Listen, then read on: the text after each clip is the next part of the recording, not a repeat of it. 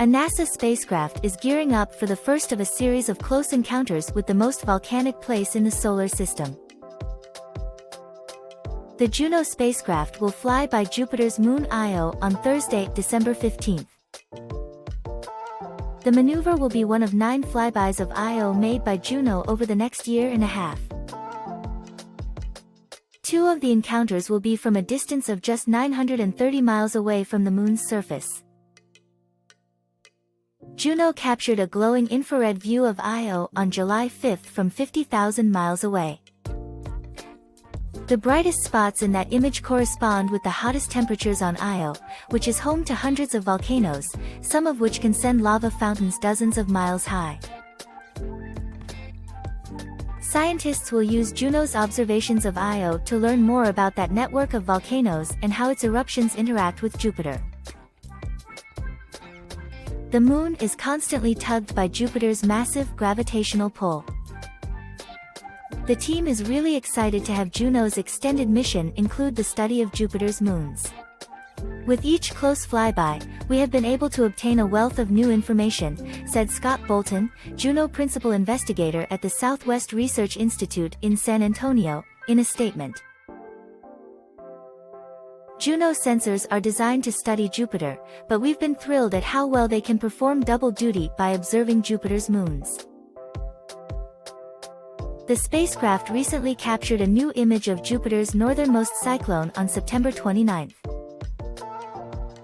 Jupiter's atmosphere is dominated by hundreds of cyclones, and many cluster at the planet's poles. The Juno spacecraft has been orbiting Jupiter since 2016 to uncover details more about the giant planet and is focused on performing flybys of Jupiter's moons during the extended part of its mission, which began last year and is expected to last through the end of 2025.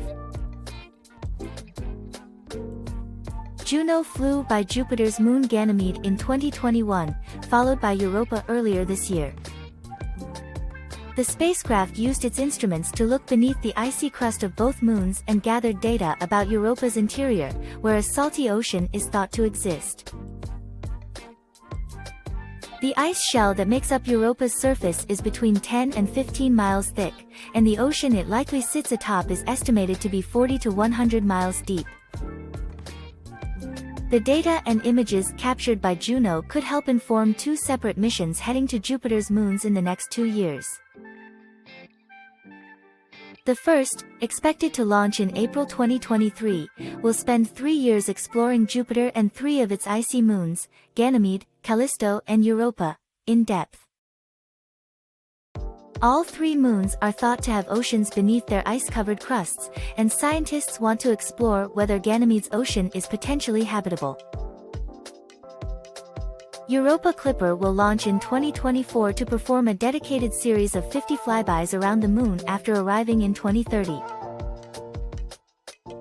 Eventually transitioning from an altitude of 1,700 miles to just 16 miles above the moon's surface, Europa Clipper may be able to help scientists determine whether an interior ocean truly exists there and if the moon could support life.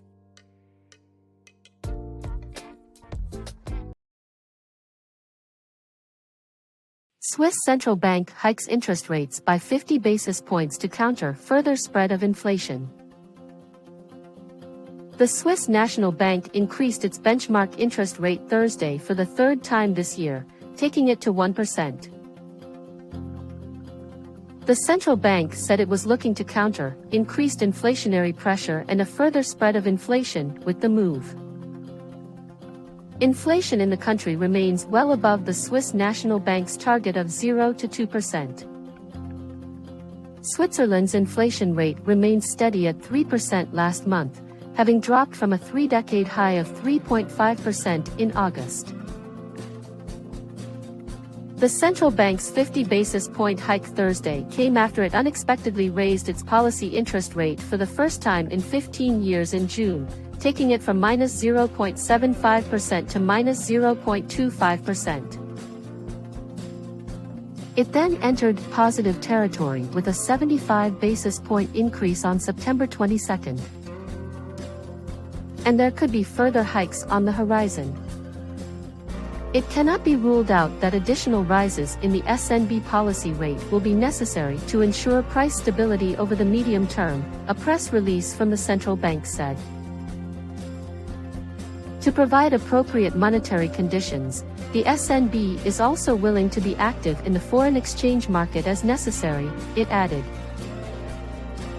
In announcing its latest rate hike, the Swiss National Bank noted the global slowdown in growth and that inflation is markedly above central banks' targets in many countries, and it doesn't expect this to change anytime soon.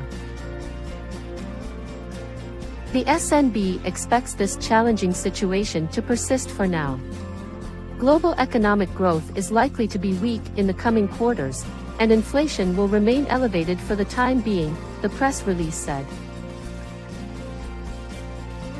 In the medium term, however, the bank expects inflation to settle at more moderate levels as countries continue to tighten monetary policy.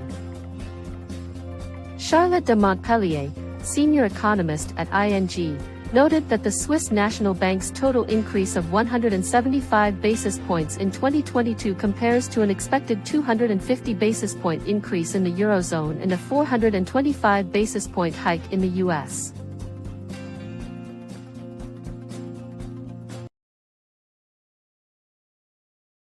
At least 3 dead and multiple injured as tornadoes wreak havoc across Louisiana and the southeast. At least 3 people have died and more than a dozen were left injured across Louisiana over the past 24 hours as severe weather moves across the south, carving a path of destruction. A tornado touched down in New Orleans around 4 p.m. Central Time Wednesday, the National Weather Service confirmed. A tornado debris signature was evident on radar and numerous power flashes were seen on tower cameras as the storm moved through the eastern portion of the city. Damage has been reported, but the extent is unclear at this time. This is one of 3 tornado reports across the New Orleans metro in the last 2 hours. The Weather Service has not issued a report with details on the path of the tornado yet. But the hardest hit areas were from Gretna to Arabi in Louisiana. Wednesday's severe weather is worse than Hurricane Ida, Gretna Mayor Belinda Constant told CNN affiliate WDSU. The hurricane hit the area last year. A 56-year-old woman died after a tornado destroyed her home in Kelowna, about 30 miles west of New Orleans, according to a tweet from the Louisiana Department of Health. The identity of the woman was not immediately released, officials in St. Charles Parish said Wednesday. 8 other people in the parish have non-life-threatening injuries, Sheriff Greg Champagne said during a news conference Wednesday. Champagne said the tornado was violent. There's a piece of debris on the levee behind you that came from our firing range, 1.7 miles away, he said, adding this was the second time in 2 weeks a tornado touched down in St. Charles Parish. This one created quite a bit of devastation. More than 300 miles north, a boy and his mother were found dead after a tornado destroyed their home Tuesday in the northwestern Louisiana community of Keithville, the Caddo Parish Sheriff's Office said. The boy's body was located Tuesday about a half-mile from the home, Sheriff Steve Prater told CNN affiliate KSLA. The mother was found dead early Wednesday about a street over from where the house had been, and 2 other people in the community were injured, the sheriff's office said. And 20 people were injured in the small Union Parish town of Farmerville in northern Louisiana, near the Arkansas border, Farmerville Police Detective Cade Nolan said. Across the rest of the state, debris where homes once stood and cars flipped upside down were seen in devastated communities where numerous residents told CNN they hid in their bathtubs in fear as they rode out the storm. The storm system knocked out power to more than 45,000 customers in Louisiana and more than 9,000 in Mississippi, according to PowerOutage.us. Louisiana Governor John Bel Edwards declared a state of emergency Wednesday in response to the storms, according to an emergency proclamation. This dangerous storm is still with us. Stay weather aware and heed the warnings of your local officials, the governor tweeted. Louisiana Lieutenant Governor Billy Nungesser told CNN's Anderson Cooper the state was lucky this past hurricane season. But this storm didn't spare us at all. And it touched every part of the state. Wednesday's threats come after storms Tuesday spawned tornadoes and splintered homes and businesses from Oklahoma and the Dallas-Fort Worth area to Mississippi and parts of Louisiana.